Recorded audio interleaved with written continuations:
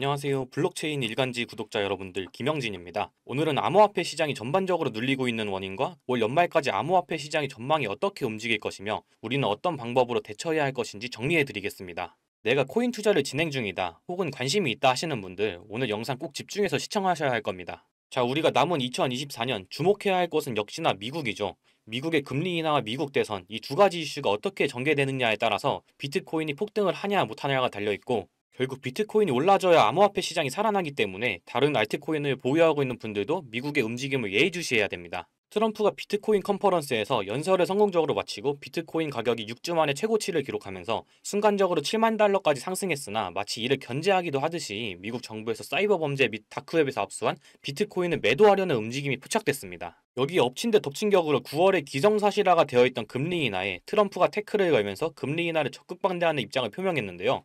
트럼프는 도대체 왜 금리 인하를 반대하는 걸까요? 이뿐만이 아닙니다. 바이든의 바톤을 넘겨받은 해리스가 트럼프의 지지율을 근소하게 앞서는 통계가 나오면서 트럼프를 지지하던 암호화폐 투자자들은 슬슬 불안해지기 시작했는데요. 자, 여러분, 악재가 왜 이렇게 많냐고요? 믿기 힘드시겠지만 이 모든 것은 악재가 아닙니다. 오히려 잠재적으로 엄청난 호재에 가까운데요. 자세한 내용은 본문에서 다뤄보도록 하겠습니다. 자, 오늘 내용도 굉장히 돈이 될 만한 이야기일 것 같습니다. 시청하시기 전에 구독과 좋아요 부탁드리고요. 그럼 바로 영상 시작합니다. 자, 앞서 말씀드린 내용들 디테일하게 설명해 드리겠습니다. 트럼프가 연설을 성공적으로 끝내면서 비트코인의 가격이 7만 달러까지 상승했는데 그 흐름이 뚝 끊겼어요. 오늘자로 5만 3천 달러, 하나로 7,600만 원대까지 가격이 하락하고 있습니다. 대장주인 비트코인이 흔들리니까 시바이누 포함해서 다른 알트코인들이 다 맥을 못 추고 있죠. 지금 여기에 가장 큰 원인이 미국 정부 비트코인 매도에 대한 불안감입니다. 독일에서 이 범죄 조직에게 압수한 비트코인을 매도해가지고 그때 시장이 크게 흔들렸었죠. 그게 약 5만 개 정도였는데 미국은 21만 개를 압수해서 가지고 있어요.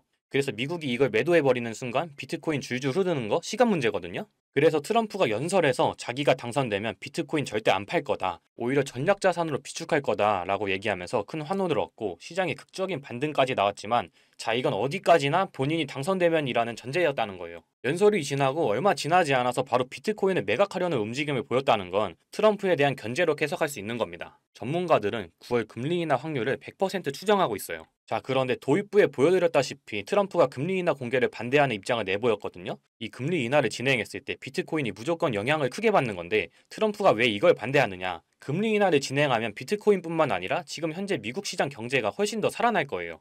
특히 암호화폐 시장은 더 큰 반등을 동반할 건데, 뭐 이건 저의 뇌피셜 혹은 개인적인 주장이 아니라 자연스러운 경제 흐름입니다. 자, 트럼프는 이 금리 인하를 통한 경제 활성화가 11월에 본인이 당선되고 나서 본인이 극적으로 시장을 회생시키는 그런 그림을 만들려고 하는 거예요. 그래서 이 기사 내용을 보면 트럼프는 블룸버그 인터뷰에서 만약 대선 전에 금리 인하하면 내가 대통령 됐을 때 제로 파월 너 해고할 거야, 이렇게 FED 연준의 압박을 가한 겁니다. 그래서 이러한 정치적인 문제들이 엮여가지고 현재 암호화폐 시장이 힘을 쓰지 못하고 있는 상황인데, 그럼 앞으로도 이런 하락세가 계속 이어지고 횡보하는 거냐? 제가 아니라고 말씀드렸죠. 잠깐 눌리고 있지만 전부 잠재적으로 호재거리들이에요. 왜냐면 유력 당선 후보인 트럼프의 이런 압박은 당연히 부담이 되긴 하겠죠.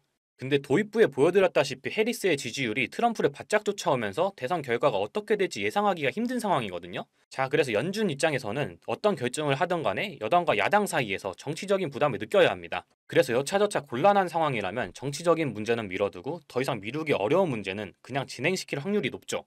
트럼프는 해리스가 이제 바이든보다 쉽다 뭐 이렇게 얘기했지만 트럼프는 지금 상당히 어려운 상황에 처했어요. 바이든을 대신해서 나온 사람이 하필 젊고 검사 출신의 여성의 흑인이에요. 최초의 흑인 여성 대통령이라는 타이틀까지 아주 명분이 좋죠. 그래서 어느 한쪽이 앞서지 않고 지금 비등비등한 상황에서 또 해리스 캠프는 지금 흐름을 되게 잘 가져가고 있는 거거든요. 예정된 토론일은 한참 남았지만 그 전에 9월 10일 날 우리 토론하자, 이렇게 해리스가 압박을 하고 있는 거예요. 근데 트럼프는 당연히 그걸 피하려고 하고 있는데 피하는 이유는 너무 명확합니다. 이 바이든이 사퇴하는데 거의 쐐기를 박은 게 이 토론이었습니다. 자, 트럼프는 바이든의 나이와 건강을 이제 주 카테고리로 토론을 주도해서 결국 압승을 거뒀는데 이제 본인이 뿌린 씨를 그대로 거둬야 되는 상황이 온 거예요. 바이든에 비해 훨씬 젊고 심지어 검사 출신이라 순간적인 대처도 뛰어난 해리스와 준비가 부족한 상태에서 토론을 하면 불리하다는 걸 트럼프는 누구보다 잘 알고 있는 거죠. 자, 그럼 만약에 해리스가 당선 확률이 이렇게 점점 높아지게 되면 비트코인 떡상 물 건너간 거냐 이렇게 생각하실 수 있지만, 자, 오히려 그 반대입니다. 예를 들어서 어느 한쪽이 당선이 확실시 되면요, 그때부터는 유리한 쪽이 오히려 보수적인 입장으로 바뀌어요. 내가 이미 당선이 기정사실화가 됐는데 너무 파격적인 공약을 남발해버리면 당선되고 나서 후폭풍이 크게 돌아올 수 있기 때문이에요.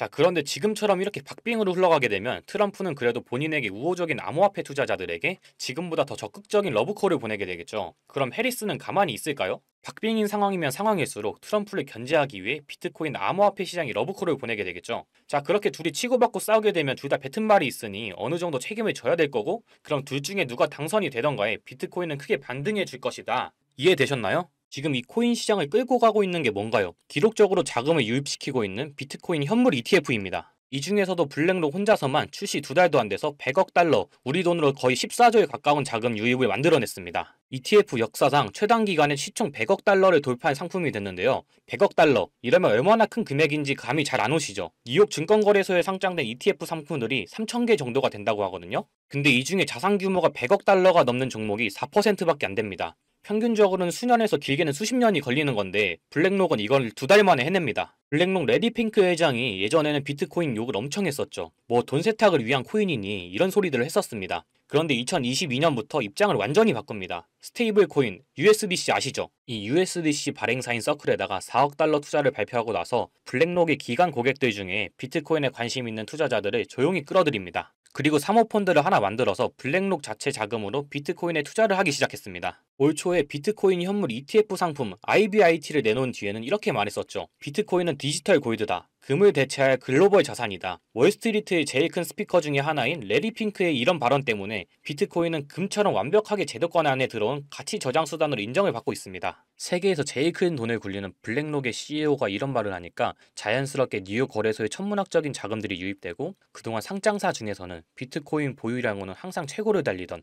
이 마이크로 스트래티지를 제치고 블랙록이 세계에서 비트코인이 제일 많은 회사로 올라섰습니다. 이 뉴스가 나오던 시점에 27만 4천 개가 조금 넘게 보유하고 있더라고요. 어마어마하죠. 마이클 세일러가 2020년도부터 비트코인을 사모았는데 4년 동안 사모은 양을 블랙록은 3달 만에 뛰어넘은 겁니다. 그리고 이런 일도 있었죠.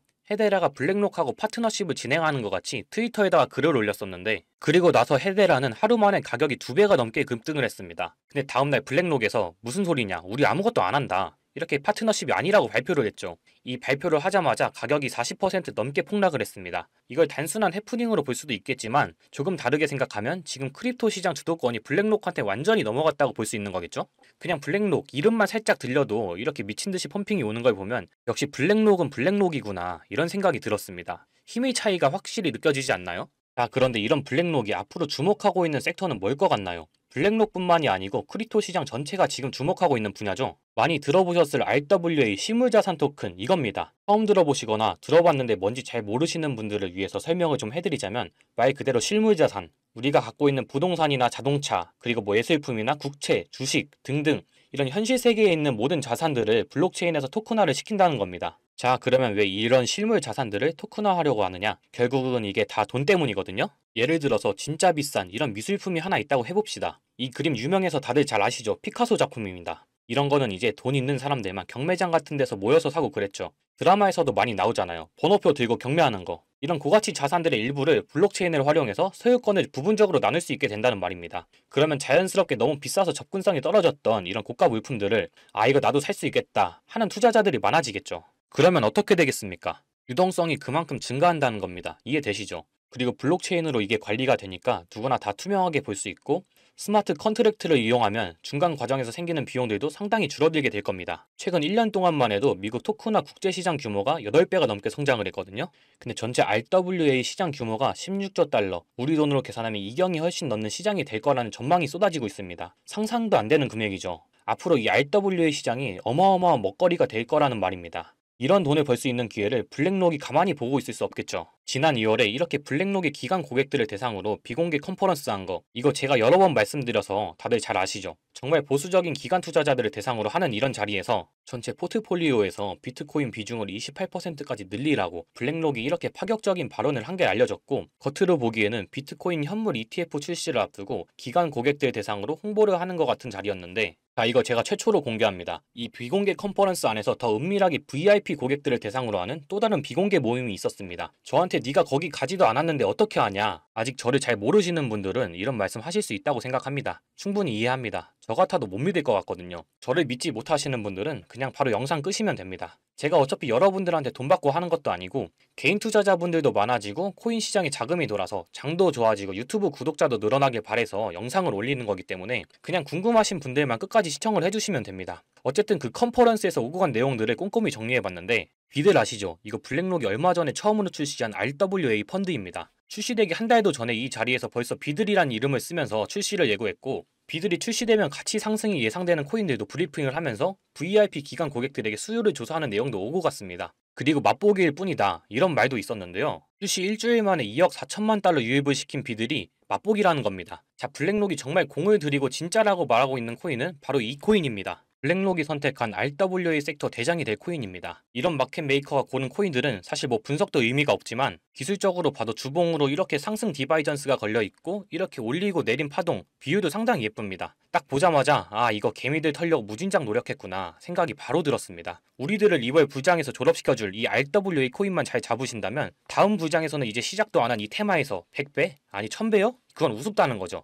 이제는 우리도 충분히 부자가 될 수 있는 이 지름길, 정답을 제가 알려드렸죠. RWA라고. 지금 10번은 말씀드렸어요. 그렇다면 이제 코인이 뭔지 여러분들에게 알려드릴 거예요. 매수 전에 구독과 좋아요 한 번씩 눌러주세요. 구독과 좋아요 눌러주셨나요? 우리 이번에 올 불장을 마지막으로 진짜 졸업하고 싶다. 그리고 졸업하자 라는 의미에서 지금 댓글창 열어주시고요. 졸업하시고 싶다, 돈 많이 벌고 싶다 하시는 분들 지금 졸업하자 라고 한 번씩 이제 쳐주세요. 댓글에 졸업하자라고 치셨나요? 자, 그러면 이제 우리 구독자분들만이 졸업할 수 있는 이 코인이 뭔지, 이 RWA 코인이 뭔지 알려드릴 거예요. 자, 이제 구독하시고 댓글까지 다 쓰셨으면 이 위에 보이시는 010-8031-4929 여기로 여러분들은 졸업이라고 보내주세요. 졸업. 자, 이렇게 졸업이라고 보내주신 분들한테는 한 분도 빠짐없이 제가 졸업하셨으면 하는 바람에서 이 수혜주를 알려드리도록 할 거예요. 자, 말씀드렸지만 이 토큰 이번 불장에서 100배? 1000배? 말도 아닙니다. 그냥 그대로 블랙록이 관심을 가지고 있기 때문에 그 이상으로 펌핑을 줄 수가 있고요. 그러니까 이번 불장에서 진짜 확실하게 돈을 벌고 싶다. 자, 이 코인으로 나는 졸업하고 싶다. 라는 분들은 자, 위에 보이시는 이 번호로 졸업이라고 보내주시고요. 오늘 제가 준비한 영상은 여기까지예요. 다음 영상에서 더 알찬 영상으로 찾아오도록 하겠습니다.